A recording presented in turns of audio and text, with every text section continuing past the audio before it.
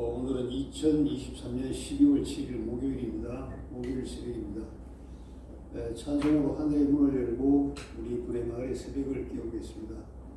오늘 찬송은 찬송가 38장 예수 우리 왕이여, 예수 우리 왕이여. 우리 함께 찬송을 드릴 때 하늘의 은혜가 여러분들에게 임하기를 간절히 원합니다. 예수 우리 왕이여. 찬송가 38장입니다. 예수 우리 왕이여, 이곳에 오셔서 우리가 왕께 드리는 영광을 받아 주소서. 우리는 주님의 백성, 주님은 우리 왕이라. 왕이신 예수님 오셔서 좌정하사 다스리소서.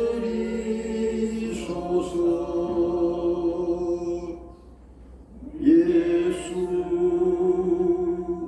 우리 주시여, 이곳에 오셔서 우리가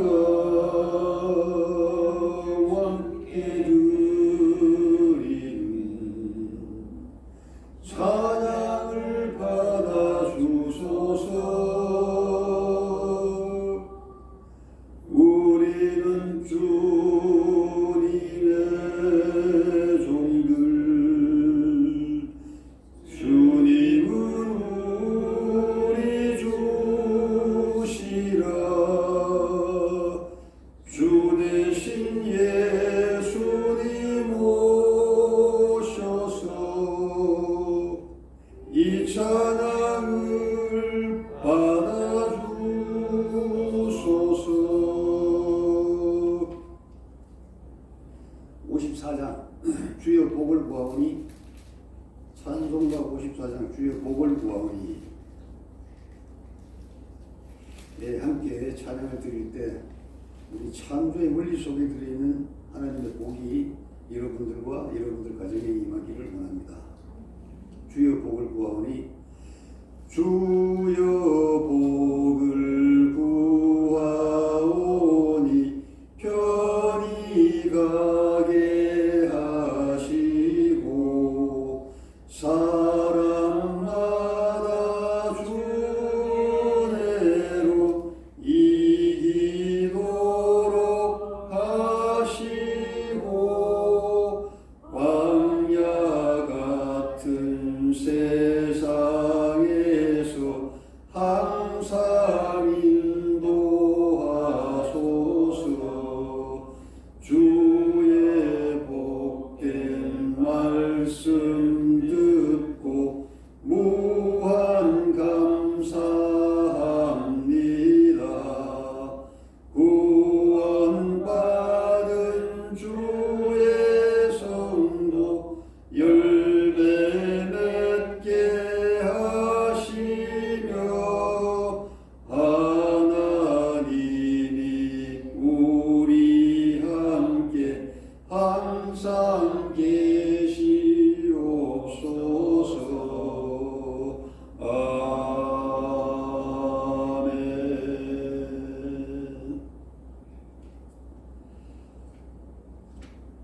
기도드리겠습니다. 하나님 아버지, 감사드립니다. 이 새벽에 주님께서 습관을 따라 기도하셨던 것처럼 하나님의 전으로 발길을 향하게 하여 주심에 감사드립니다. 죄 많은 이 세상, 혼란한 카오스의 세상에서 길을 잃지 않고 올바로 걷게 하여 주신 하나님 아버지께 아버지의 사랑에 늘 감사드립니다. 뉴스를 보기 두려울 정도로 혼탁한 세상이지만 오직 하나님 아버지의 말씀을 붙들고 험한 세상에서 독야 청청하는 푸른 솔처럼 고고한 학처럼 살고자 합니다. 아버지 도와주시옵소서. 세상 권세를 잡고 조종하는 사탄의 세력을 하루속히 멸하여 주시옵소서. 이 새벽에 하나님의 전에 나와 기도드리는 모든 성도들을 지켜주시옵고 그들의 권속들의 손길 발길을 어루만져 주시옵소서. 오늘 그들이 해야 하는 일과 만나야 되는 모든 사람들에게도 축복을 주시어 원하는 모든 일들이 이루어지는 하나님 아버지의 큰 사랑을 경험하게 해 주시옵소서. 원근각지와 해외에서 둘의 인터넷 예배에 참석하고 있는 성도들과 그들의 권속들에게도 동일한 은혜가 임하길 바랍니다. 현재 전쟁 중인 러시아와 우크라이나, 하마스와 이스라엘의 그 갈등도 하나님 아버지의 계획하신 바 뜻대로 정리되리라 저희들은 굳게 믿습니다. 다만 오매불망 바라는 것은 2200만 북한 동포들이 하루속히 속박에서 풀려나는 제2의 출애굽 역사를 이루시어 대한민국이 이룩한 결실을 함께 나누면서 할렐루야 찬양 드리고 세계 선교 국가로 우뚝 서는 사명을 다하도록 도와주시옵소서. 나라의 정치 지도자들이 국민을 잘 이끌 수 있도록 다스려 주시옵소서. 현재 미국에서 사경회를 인도하시는 김준홍 목사님의 영육의 감각과 지혜를 다해 주시옵고 도래 수도원이 제2의 도약을 이루어 선교의 사명과 통일의 사명과 올바른 말씀이 샘솟는 영원한 생명의 터전이 되게 하여 주시옵소서. 이 모든 것을 우리의 주님 되신 예수 그리스도 이름 받들어 기도드립니다. 아멘. 오늘은 본문 고린도전서 1장 22절입니다. 고린도전서 1장 22절입니다. 이 본문을 읽을 때 사도 바울이 고린도 교회에 보냈던 그 경고와 교훈의 메시지가 우리에게도 임하기를 간절히 원합니다. 고린도전서 1장 22절입니다. 유대인은 표적을 구하고 헬라인은 지혜를 찾으나. 아멘. 역사를 기록하는 기준은 6가지가 있습니다. 육하 원칙이라고 하는데 누가 언제 어디서 무엇을 어떻게 왜 이렇게 기록을 해야 됩니다.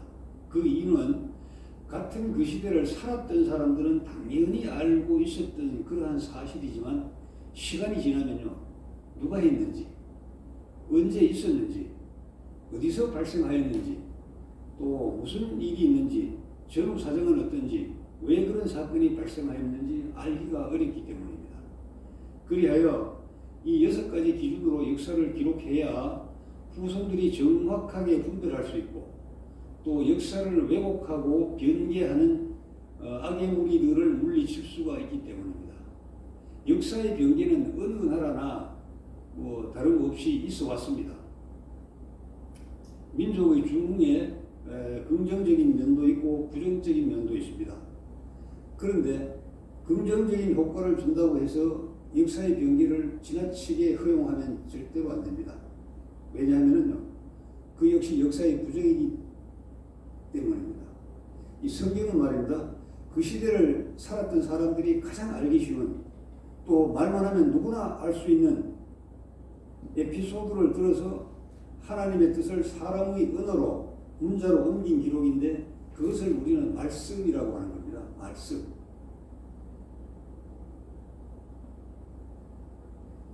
청나라 말기에 그 학자가 한 사람이 있었는데 이름이 은복입니다. 이 사람은 그 영국에 유학을 가서 그 당시 그 구라파의 그 문물을 배우고 그리고 많은 그 철학 서적을 공부를 했습니다. 그리고 한문으로 옮겨서 중국에 들여와가지고 중국의 학자들에게 아주 큰 충격을 주었던 그러한 아주 유명한 학자입니다. 중국의 철학과 사상계에 큰 영향을 줬죠. 그런데 이 번역가가 나중에 한 말이 있습니다. 다른 나라 글을 옮기는데 어려운 것이 3가지가 있더라. 이것을 역사삼난이라고 하거든요. 옮길 역자, 석삼자, 어려울 난자. 그 3가지가 뭐냐고 하니까 원문을 그르치지 않기가 굉장히 어렵더라. 그 다음에 원문에 담겨있는 뜻을 충분히 전달하기가 정말 어렵더라. 그리고 아름다운 언어로 이 다듬어서 전달하기가 정말 어렵더라. 이렇게 세 가지를 실토했습니다. 저희들 세대가 대학에서 공부를 할 때 그 번역서들이 가끔 있었거든요. 그런데 번역서를 읽으면 도무지 모르겠는 거예요. 이게 도대체 무슨 말이지? 그래서 이제 원문을 구해서, 영어 원문을 구해서 이제 나누어가지고 차트별로 나눠서 저는 1, 너는 2 이래서 번역을 해서 그걸 합치면 이제 좋은 책이 됩니다. 저희들이 그 세계 1차 대전과 그 다음에 그 인도와 그 파키스탄, 방글라데시 이쪽의 그 전쟁 기록을 우리말로 분석을 하는데 어려운 것이 그쪽의 풍습을 모르니까 어렵더라고요. 어느 한 나라는 돼지를 안 먹고 또 어느 한 나라는 소를 숭상하니까 상대방 군인들이 상대를 자극하기 위해서 그 총검 군대에서는 그 분에 손질한다고 하잖아요. 그때 실제에서 칼을 닦을 때 소를 숭상하는 나라를 자극하기 위해서 소기름으로 이걸 닦는 겁니다. 또 저쪽에서는 돼지 기름으로 총포에 막 손질하는 거예요. 이렇게 자극을 해서 결국은 이게 싸움으로 번지는데 이러한 역사를 모르니까 이게 무슨 말이지? 왜 갑자기 총 닿는데 돼지 기름이 왜 나와? 막 이렇게 우리끼리 얘기를 했던 기억이 있습니다. 그래서 이 책을 다른 나라 책을 그 번역해서 전달하는 것이 그렇게 어렵다. 성경은 원래 그 시대 사람들은 누구나 아는 에피소드거든요. 뜨겁든지 덥든지 차든지 하라. 그 말이 무슨 말이냐면 그 에베소란 지역에 저 위에서는 온천이 나오고 밑에서는 냉천이 나요. 머리 좋은 사람들이 온천을 끌어오고 냉천을 끌어와서 섞으면은 미지근한 물로 우리가 요즘 말하면 비온수죠. 그걸 먹을 수 있지 않느냐 했는데 웬걸 섞어 놓으니까 마신 사람이 전부 설사병이 나는 거예요. 그래서 이제 그 당시 사람들은 뭐 뜨겁든지 차든지 하라 이러면 금방 알아요. 아 그거지 하는데 저희들은 그쪽 지역의 문화사를 연구해야 겨우 알 수 있는 그런 이제 시간과 공간이 이제 지났기 때문입니다. 창세기 2장 5절 한번 보면요. 여호와 하나님이 땅에 비를 내리지 아니하셨고 땅을 갈 사람도 없었으므로 들에는 초목이 아직 없었고 밭에는 채소가 나지 아니하였으며 이게 굉장히 쉬운 말 아닙니까? 그런데 여기 가만히 보니까 제가 이걸 처음 읽을 때는 이게 어순도 안 맞고 문법도 안 맞아요. 왜냐하면 원인과 결과에 대한 추리가 불가해요. 이걸 가지고는요. 그러면 들에 초목이 없는 이유가 뭐지? 또 여호와 하나님께서 땅에 비를 내리지 않으셨기 때문이야? 또 경작할 사람이 없는데 초목이 나야 할 필요가 없었다는 말인가? 뭐 이런 의문이 들잖아요. 그래서 제가 성경 14개를 다 비교를 해봤어요. 14개. 이 성경에는 어떻게 쓰여져 있는가? 그러니까 뭐 거의가 유사한데 그런데 큰 거 한두 개만 찍으면 이게 이해가 될 수 있도록 되어 있어요. 큰 한 개 딱 찍으면요. 그 공동번역 있잖아요. 거기 보니까 땅에는 아직 아무 나무도 없었고 큰 마, 풀도 돋아나지 않았다. 야훼 하나님께서 이렇게 쭉 나오잖아요. 이해가 되더라고요. 그 다음 쉬운 성경은 이 큰 마 하나 찍고 나서 땅을 갈 사람도 아직 없었기 때문에라는 단어가 또 들어가 있더라고요. 뭐 카톨릭 성경이나 또 현대어 성경이나 현대어 성경은 이제 쉽게 풀이한 성경이라고 하는데 땅에는 그 어떤 나무도 없었고 또 풀도 돋아나지 않았다. 여호와 하나님께서 땅에 비를 내리지 않으셨을 뿐만 아니라 땅을 갈 사람이 아직 없었기 때문이다. 이렇게 제가 한 14개 성경을 비교하니까 이해가 되더라고요. 이해가 되더라고요. 그래서 저희들이 과거에 저희 어르신들이 많이 말씀하셨던 거 독서 100편 의자연이라 100번을 읽으면 뜻을 자연히 알게 된다 그런 의미죠. 그래서 성경은 100독을 해야 물리가 터진다 이런 그 말이 있습니다. 그런데 성도들이 사실은 성경 100독 한다는 게 정말 쉽지 않거든요. 어렵거든요. 그렇기 때문에 번역을 잘 해놓으면 좋을 것 같다 이런 생각이 듭니다.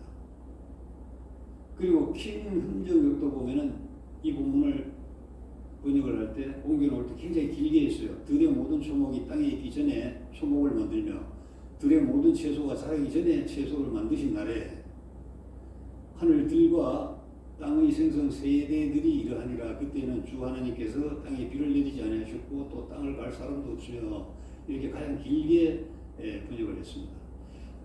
우리나라 성경은 중국에서 한자로 기록된 성경을 번역해서 우리나라로 들여왔지 않습니까? 근데 한자는 뜻 글자, 의미 글자라고요. 그 글자 하나에 많은 뜻이 함축되어 있습니다. 히브리어와 거의 비슷한 유사한 그 특성을 가지고 있죠. 그런데 이 뜻 글자이기 때문에 원래 뜻을 잘 살려서 한글로 번역하기가 어렵습니다. 그런데 또 번역해 놓으면 그 시대와 장소를 지배하고 있는 문화가 있잖아요. 우리 고유의 문화, 우리 전통. 우리는 유교와 그 샤머니즘 사상인데 이 사상이 성경의 원래 의미를 상당히 잠식해 버립니다.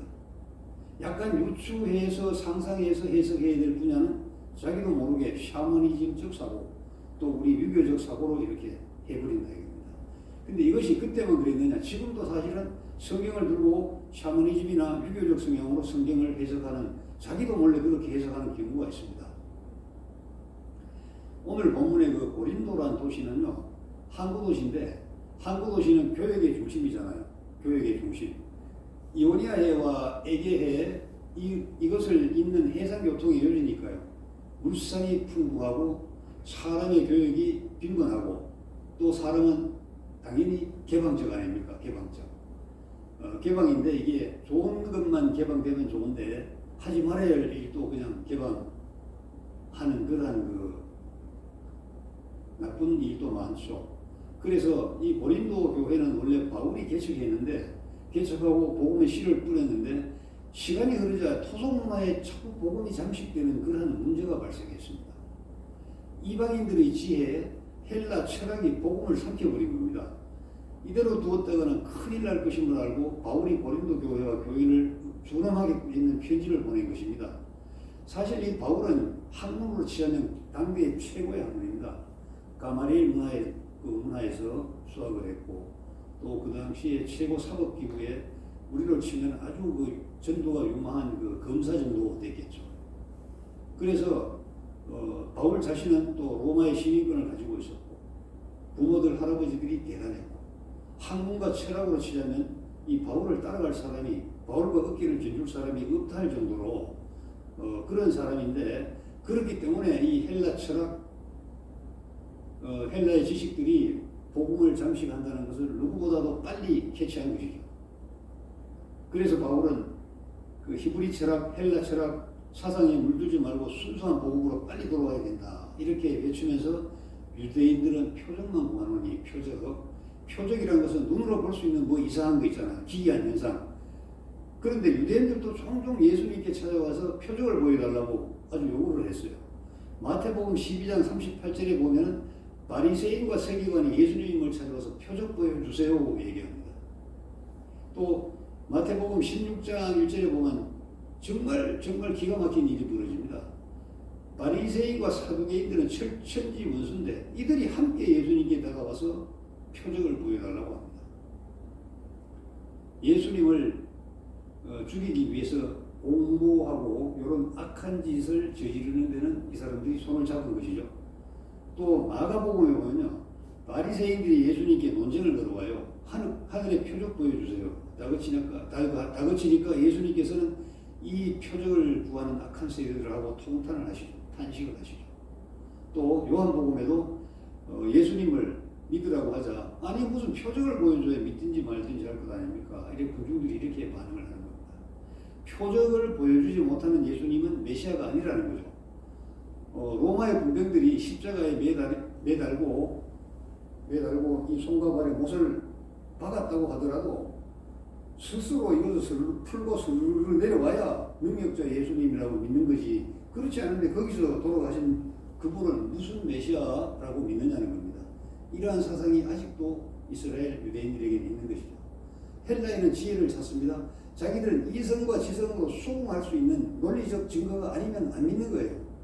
이성과 지성으로 이해하지 못하는 것은 절대로 받아들일 수가 없었던 헬라인입니다. 그들에게는 세계에서 자랑하는 철학과 그 지식과 지혜가 있었던 것이죠. 사실 세계 문화사를 쭉 이끌어온 두 가지 축은 헬라와 히브리, 임은 우리가 부인하지 못합니다. 헬라 철학은 때로는 궤변으로 부르기도 했지만은 그들의 그 사유 체계를 지탱해준 아주 중요한 철학이었죠. 그들에게 가장 큰 이상은 그 지혜고 철학이었던 겁니다. 그러니까 복음은 그들의 지적 요구를 충족하지 못한 엉뚱한 소리라고 이렇게 거부한 겁니다. 간단하게 정리하면은 헬레니즘에 빠지면은 늘 의문을 가지고 궁금해합니다. 물론 이 사물은 의문이 풀려야 이해가 되고 의문이 풀려야 믿음이 강화되는 것만은 사실입니다. 부활하신 예수님 옆구리에 손가락을 넣어보고 믿은 도마 있잖아요. 그것을 우리는 꼭 넣어봐야 믿느냐 하고 질타하지만 이 세상 사람은 자기가 믿을 수 있는 그 근거를 제시해야 믿기 때문에 그 믿음을 주고 믿음을 강화하기 위해서 지금도 수없이 많은 교회 이 강단에서 말씀이 선포되고 여러 가지 간증이 진행되는 것이죠. 알고 싶어 해요. 그리고 뭐든지 끝까지 공부해 나가고자 합니다. 그리고 묻고 또 묻습니다. 철학은 물음으로 시작해서 물음으로 끝나요. 그런데 답이 있으면 좋은데 답이 없단 말입니다. 그래서 흠하게 자살로 마감하는 경우가 이 헬레니즘의 종착역이다 이렇게 분석을 합니다. 헤브라이즘은 이제 표적을 구하니까 자기가 듣고 싶은 것만 들으려고 해요. 보고 싶은 것만 보려 합니다. 자꾸 이것을 찾아다닙니다. 찾아다니다가 나중에 어디로 가죠? 이단으로 갑니다. 이단은 우리를 미혹할 때 가장 즐겨 사용하는 그 멘트가 있어요. 너희 교회 목사님은 능력이 없어. 이적과 기사도 보여줄 수 없을 뿐만 아니라 또 여러분의 문제를 풀어줄 수도 없어. 그러니까 참된 그 선지자가 이 땅에 내려오셨으니 그분의 한번 말씀을 들어보시지. 그리고 온갖 환대를 다해요. 옆에 있는 그 교우들을 가장 잘 뭘 사주고 사먹이고 철따라 이 관심을 표명하는 것은 이단이 가장 강합니다. 그리고 사람들을 파악했다가 그 사람이 지나가는 동선의 요소에 자기들의 그 세포 조직을 배치해 놓고 우연을 가장한 필연으로 이렇게 위장을 해서 메시지를 계속 던져요. 머리가 아무리 정상인 사람이라도 서너 번 당하고 나면 멍해집니다. 내가 정말 잘못됐나? 이렇게 이제 만들죠. 그러면서 표적을 보여줄게. 와, 청계산으로 와. 와천으로 와. 뭐 어디 공부방으로 와. 이렇게 얘기를 하는 겁니다. 여러분, 헤브라이즘은 이단으로 가기 쉽습니다. 또 이단 교파에 들어가지 않더라도 혼자 있더라도 내 마음속에는 자꾸 표적을 구합니다. 내 아들이 수능 치는데 목사님에게 기도를 부탁하면 붙을까? 좋은 대학 갈까? 다 이런 마음을 가지고 있어요.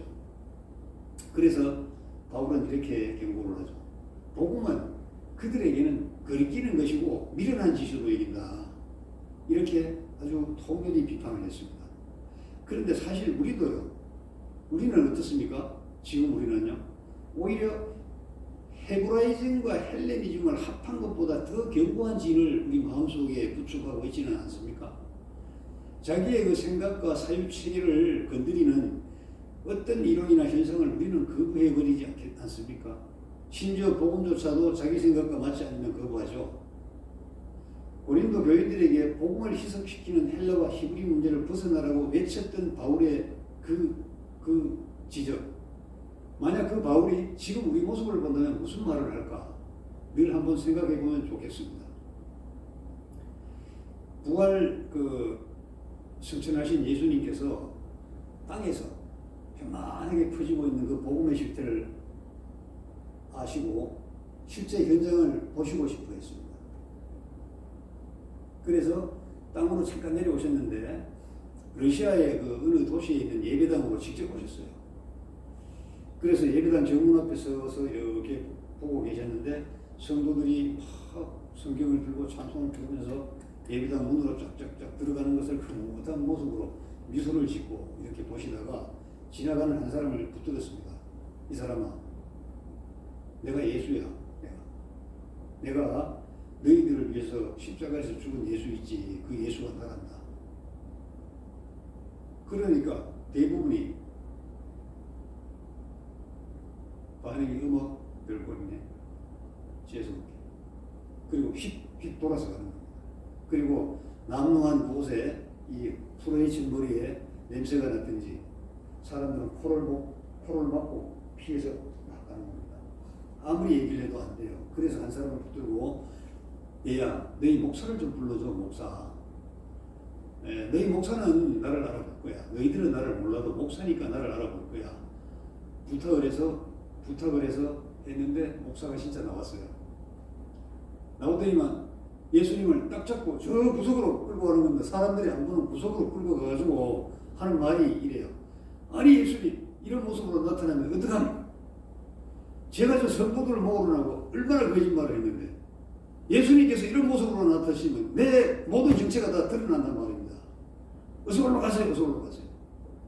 아니 하늘로 가신 분이 못하러 땅으로 또 내려오셔가지고 여기 돌아다니십니까? 어서 가세요.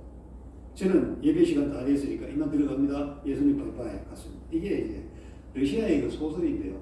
까라마조프의 자매들이라는 그 에피소드입니다. 거기에 나오는 에피소드. 이 세상의 위선과 가식과 부정과 부패를 리얼하게 고발한 그 소설인데 거기에 이런 얘기가 나오는데 제가 조금 각색했습니다. 여러분이나 저나 듣고 싶은 것을 들으면 얼마나 좋겠습니까?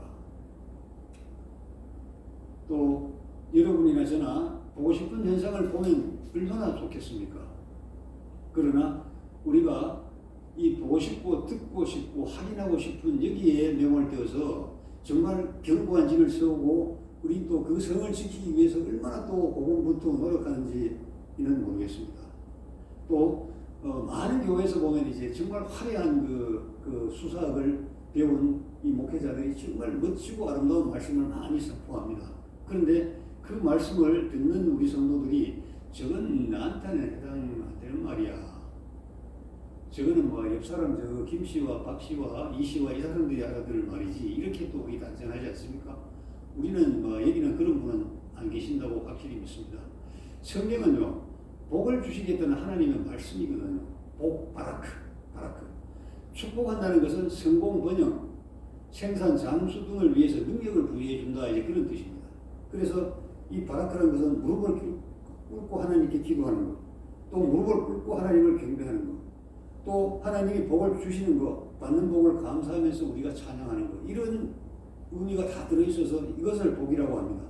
그런데 우리는 이 성경을 들고서도 이 복의 말씀인 이 성경을 들고서도 우리의 그 문화를 지배했던 유불선, 유교, 불교, 뭐 선, 도교, 그 다음에 무속의 영향을 받았죠.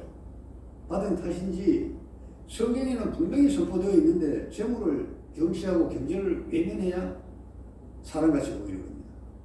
오이 저 사람 대단해. 희로력을 다 초월한 사람이야. 이렇게 생각하는 거죠. 특히 목회자들이 경제를 얘기하면 쪼잔하다고 나귀를 짓습니다.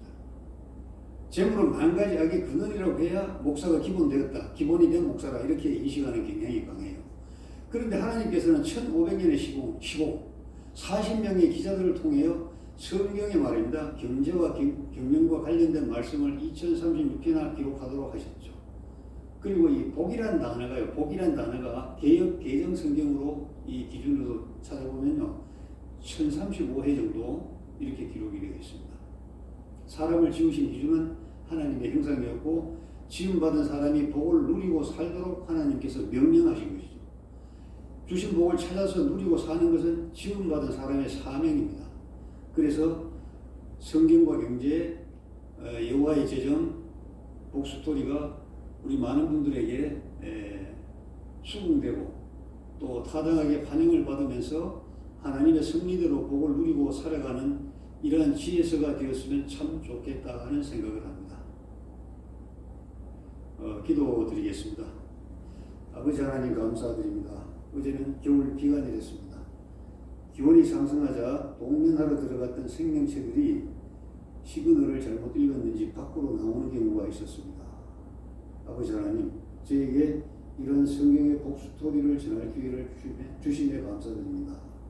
저는 육신은 피곤하였지만 정신은 점점 더 맑아졌고 평안하였으므로 하나님께서 기뻐 받으신다고 믿습니다. 제가 이 설교를 마치면은 1시간짜리로 4회 분량의 기술을 만들어서 여호와의 재정 복스토리 부흥회를 준비하겠습니다. 아버지 하나님 길을 열어주십시오. 저를 도와주십시오. 그리고 불의 공동체의 제2의 도약을 위해 기도드립니다. 김진호 목사님께서 구상하시는 계획이 구성원 모두의 자발적인 성원과 적극적인 노력으로 완성될 수 있도록 하나님 아버지께서 도와주십시오. 그리고 불의 마을에 거주하는 성도님들의 건강을 위해 기도드립니다. 뜻이 아무리 좋은들 육신이 따라주지 못하면 실천하기 어렵지 않습니까? 우리 불의 구성원들의 건강을 지켜주시기를 간절히 기도드립니다. 이 모든 것을 우리 주 되신 예수 그리스도 이름 받들어 기도드렸사옵니다. 아멘. 하늘에 계신 우리 아버지여, 이름이 거룩히 여김을 받으시오며 나라가 임하옵시며 뜻이 하늘에서 이룬 것 같이 땅에서도 이루어지리이다. 오늘 우리에게 일용할 양식을 주시옵고 우리가 우리에게 죄 지은 자를 사해 준 것 같이 우리 죄를 사해 주시옵고 우리를 시험에 들게 하지 마옵시고 다만 악에서 구하옵소서. 나라와 권세와 영광이 아버지께 영원히 있사옵나이다. 아멘.